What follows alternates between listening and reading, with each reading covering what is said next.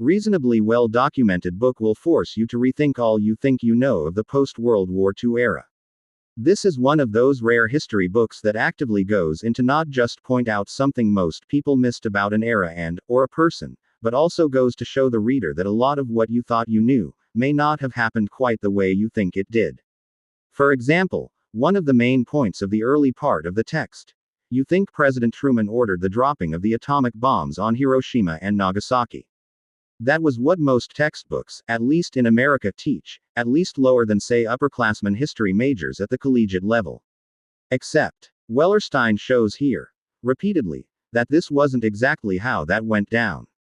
Indeed, Wellerstein uses first-hand sources from a few different key people, including Truman himself, where possible, to show that not only was there not one single decision to drop the bombs or where, but that Truman himself likely understood neither the weapon nor the target profile.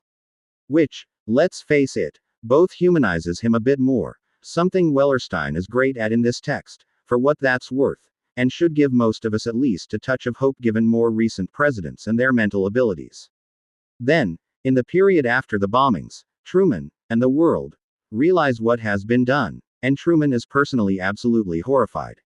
This is where and when the real struggles begin, and the rest of the story, as Paul Harvey famously proclaimed for so long, begins.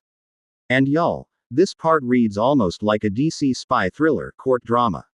High-ranking people across several different realms within the US government all seeking to have their vision of the future made manifest, with Truman, and his famous, "buck stops here," mantra, the focal point and the one both making decisions and seeking to establish his own preferred path.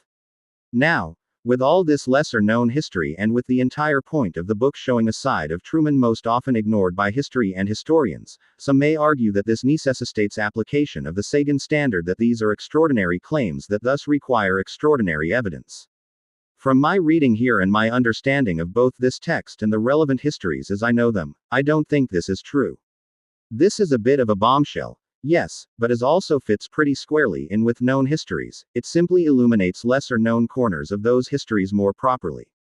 Thus, for me, the roughly 20% bibliography here sufficiently establishes a reasonable amount of documentation, and the frequent citations of the diaries and memoirs of those directly involved show the depth of research Wellerstein was able to bring to the table here. Overall, a very well-written text that will completely rewrite your understanding of the post-World War II period as it relates to the use and control of atomic weapons, which seems to be Wellerstein's very point, meaning he executed that point to near perfection. Very much recommended.